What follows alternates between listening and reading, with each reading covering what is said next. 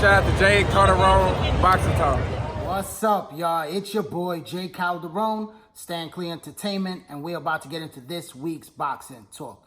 We're going to talk about the most powerful advisor in the sport of boxing, one of the most influential men in boxing today, which is Al Haymon. He is the creator of Premier Boxing Champions, PBC, and there's been a lot of controversy around the PBC name. You know, we're going to do a little history first and then lead up to what's going on today currently in boxing. You know, Al Haymon started out in boxing in the early 2000s with his first client, which was Vernon Forrest, who was the super welterweight champion at 154 pounds when he defeated Sugar Shane Mosley. Now, Vernon Forrest was the first guy under the Al Haymon stable. From that point on, Al Haymon started to build a very good stable of young fighters that, you know, he gained their trust throughout the boxing world, signed a lot of young talent, and then it was the beginning of Golden Boy Promotions, Oscar De La Hoya's promotional company, with Bernard Hopkins and also Richard Schaefer, who is the head of Golden Boy Promotions, running the day-to-day operations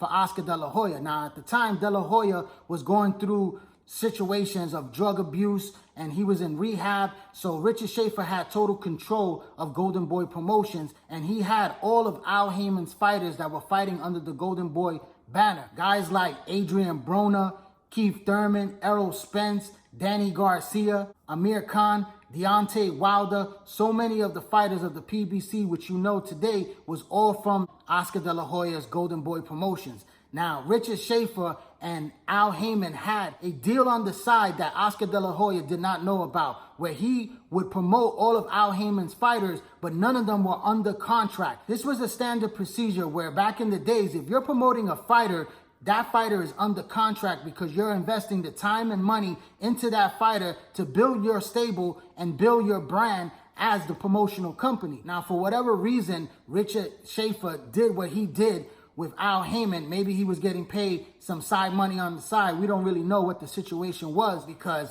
this was not standard procedure. None of the fighters that were on Golden Boy were signed to a promotional contract, and that created conflict. Once Oscar De La Hoya became aware of what was going on, he started to pressure Al Haymon to getting those fighters to sign on the dotted line to become part of Golden Boy Promotions. Richard Schaefer was removed from the promotional company, and then the conflict between Oscar De La Hoya and Al Haymon started. Then Al Haymon decided to walk away from Oscar De La Hoya and no longer use his services.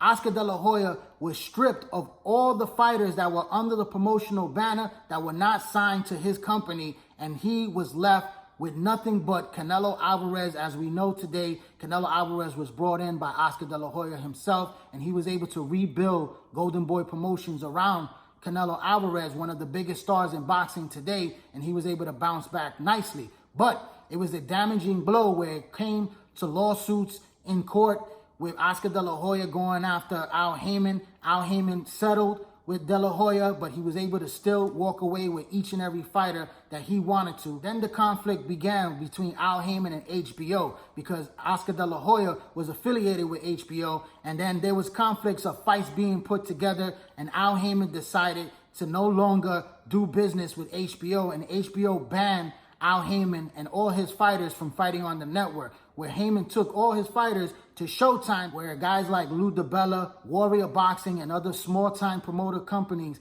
will promote all the fighters of PBC under the PBC banner, and started to build Showtime into a very powerful force that it became better than even HBO. At one point, Showtime was putting on all the best fights, and that was due to Al Haymon and his PBC fighters. Now, let's just fast forward a little bit to when Al Haymon started to get investors from outside that put over $500 million on the table for him to launch PBC, Premier Boxing Champions, and that was the birth of the whole PBC. When they started to show fights on primetime television networks like CBS, ABC, NBC, and even bringing boxing back to ESPN. They were the first ones to bring boxing back in a very long time to ESPN. And this guy, Al Haymon, started to buy a lot of airtime with all these different television networks, and boxing was thriving. It was showing everywhere, fights every week, and boxing fans were being treated and seeing what it used to be back in the days. Al Haymon was responsible for bringing that back to primetime network. There was a lot of jealousy between other promoters. Guys like Top Rank were saying that he was monopolizing the game, trying to take all the fighters out there. He signed over 200 fighters to his stable. A lot of volume was being pushed out, but some of the quality wasn't top notch because he liked to marinate some of these fights. We waited a long time to see Danny Garcia versus Lamont Peterson, and then Danny Garcia against Keith Thurman. So those fights were taking a long time to match up. Something like the way Errol Spence is now with other fighters, that it's taking a long time for these matches to get put together because they like to marinate. They like to set them up with other fighters that are lesser opponents, weaker opponents, that they could thrive and look really good and build up their fan base.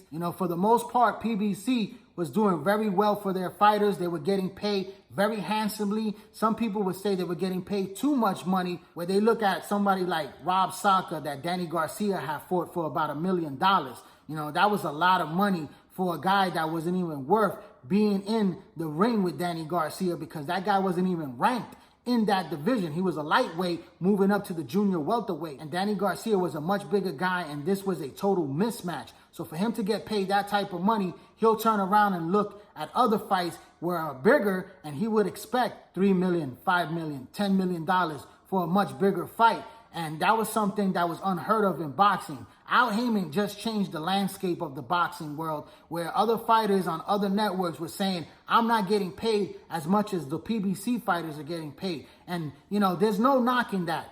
Al Haymon takes care of his fighters. He makes sure that they are set up for life, after boxing, where they could be able to have businesses, where they could be able to continue to draw in money after boxing life is over. And that's a great thing that he has taught these fighters. I commend Al Haymon in those things right there. But there's also the bad side of PBC because not everything is roses on the PBC stable side. There's a lot of tension between fans because, Top Rank has promoted other fighters like Mexican fighters and also white fighters like Tyson Fury, Vasily Lomachenko, and he has really promoted them and pushed them more than guys like Terrence Crawford, guys like Shakur Stevenson, which have both spoken out about, Top Rank not promoting them the way they should be promoted, the way the other fighters are being promoted. And there's a lot of tension, racial tension, that has been going on for years. We're talking about since days of Jack Johnson was heavyweight champion, since the days of Joe Louis, since the days of Muhammad Ali. Larry Holmes and Jerry Cooney was a very racial matchup where you saw the division in boxing, the division of this country, in the 1980s with that matchup right there. And it kept on and continued throughout boxing. Floyd Mayweather has gone on publicly and saying that Bob Arum did not promote black fighters the way they should be. And a lot of people, feel a certain way because of that. Guys like Timothy Bradley and Andre Ward have recently spoke on ESPN saying that ESPN has been pushing more towards the whiter fighters. It is the ugly truth, but it's something that, we have to look past. We have to be able to be, more unified in boxing because I'm for boxing. I'm not with the race and the politics and none of this right here. I just want to see the best fights possible, the best and biggest fights between all fighters, between all promoters and all networks. Some people might call that fantasy land, but this is reality. Reality is that boxing is a worldwide sport. It's not an American sport. It's not a European sport. It's an all-race sport, all different countries. Boxing is a global sport. And this is a sport where I love very much. And I support anyone that is doing right by the sport of boxing. If ESPN is showing boxing fights, if DAZN, which is not even from America, they came from Europe over here to the United States, and they have brought a very big impact into the sport of boxing right now with live stream apps, that ESPN started their own live stream app. And there's more to come because there are other people out there that want to put boxing on the map. And I commend DAZN because they're spending a lot of money, and it hasn't even been 1 year yet that DAZN has made an impact by signing guys like Canelo Alvarez, Triple G, also Anthony Joshua. The World Boxing Super Series has been on DAZN, and there's been a lot of good quality fights, but there's also been not so great fights at all. And the same goes for PBC, and the same goes for ESPN. These guys need to work together in order to give us quality fights time and time and time again.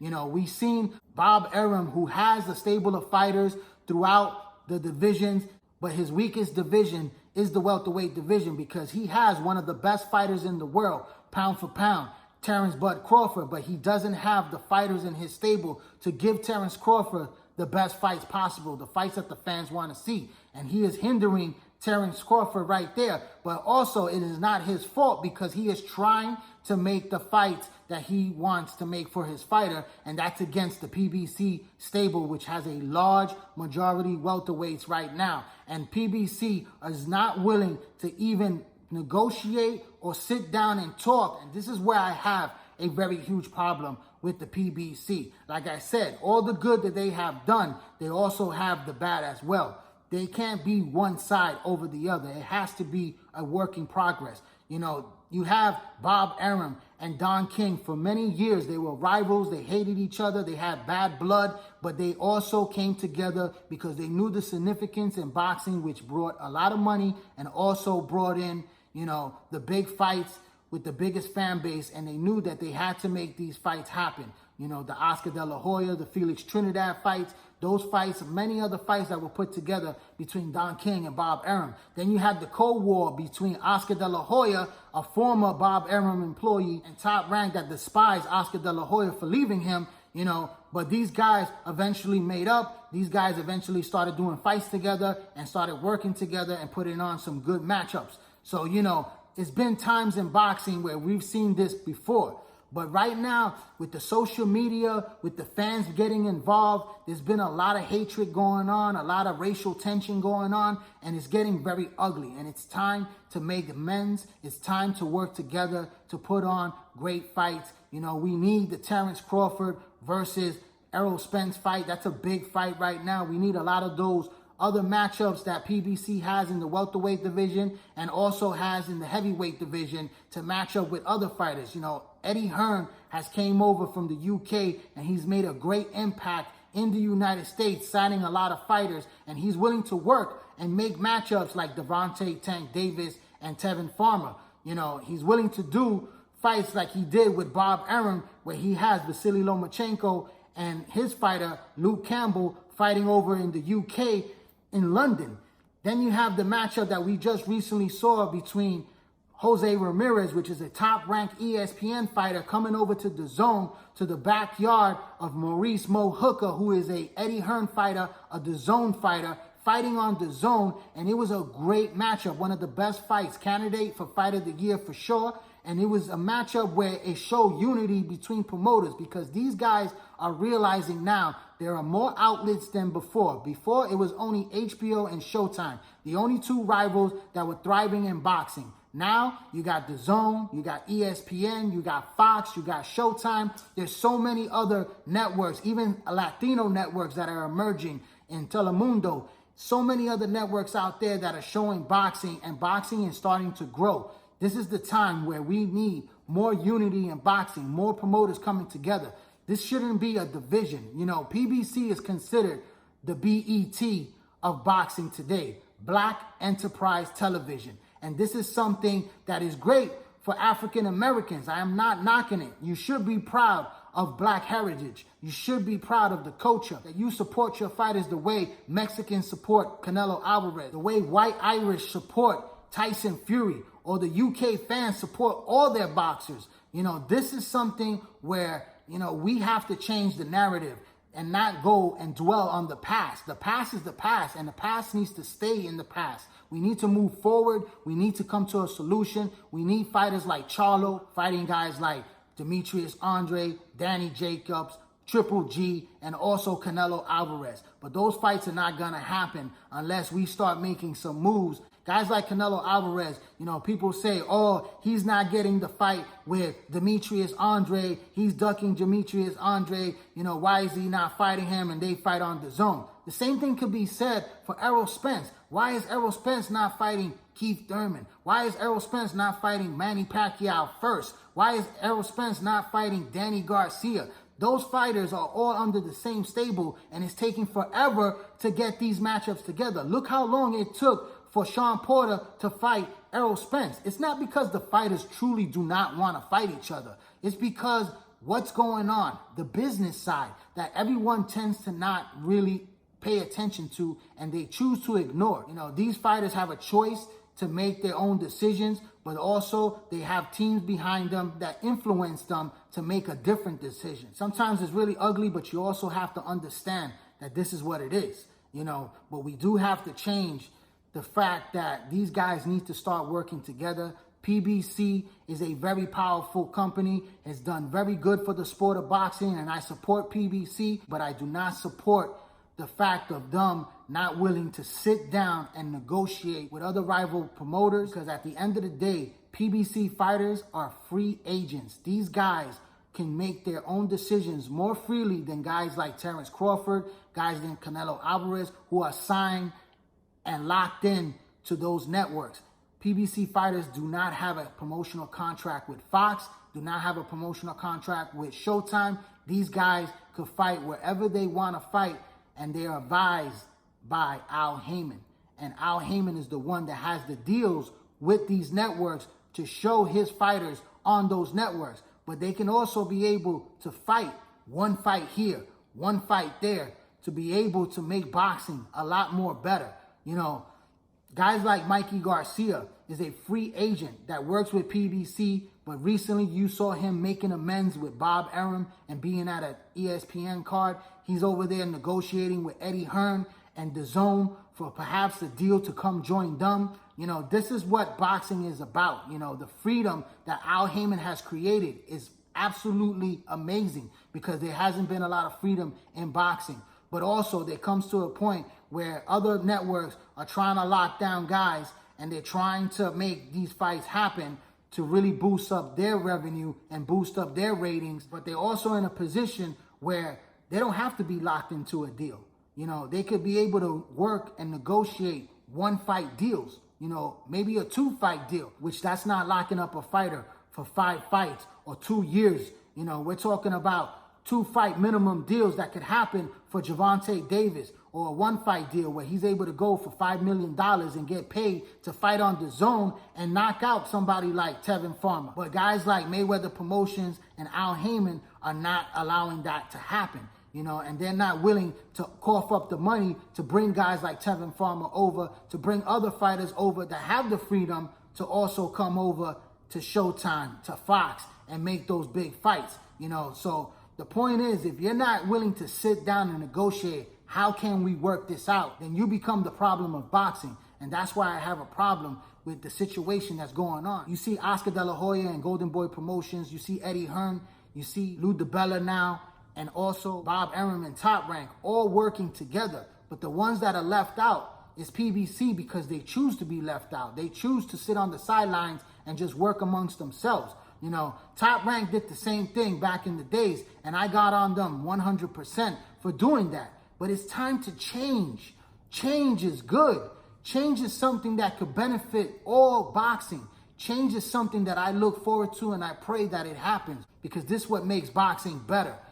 Bring it back to the prominent days, the golden era. The best time ever should be now for boxing, because there's a lot of great fight matchups that could be made, and we need these matchups to be made now. Let's not kill the sport, and as boxing fans, let's appreciate every single network that is willing to show boxing and willing to put boxing on the map as the #1 sport out there, because they're not on the level of football, they're not on the level of basketball, and they're looking to be a dying breed the way baseball is, because baseball is not a prominent sport the way it was in the golden era days. And boxing is heading in that direction because of the division that we have in the sport today.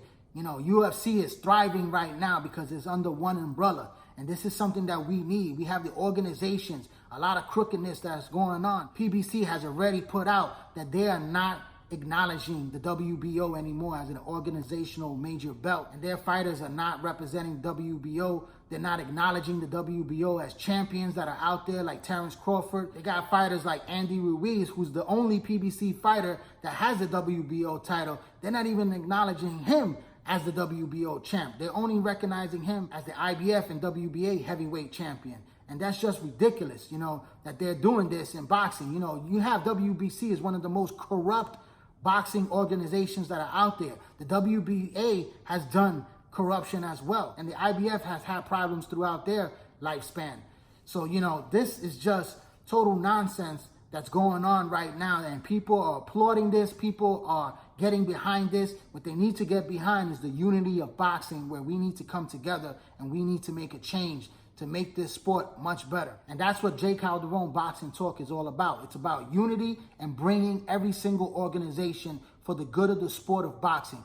I'd like to thank everyone for tuning in to this YouTube channel right here, Jay Calderon Boxing Talk. Please hit that little red subscribe button, hit that like button, that share button, drop a comment, let me know what you think. Also hit that bell icon so you get all my notifications once I drop a new video. Follow me on all social media platforms, on Twitter, on Instagram, and join the Facebook boxing group page, all under the same name, Jay Calderon Boxing Talk. I'm Jay Calderon, Stanley Entertainment. Thanks for your support. Keep watching and please subscribe.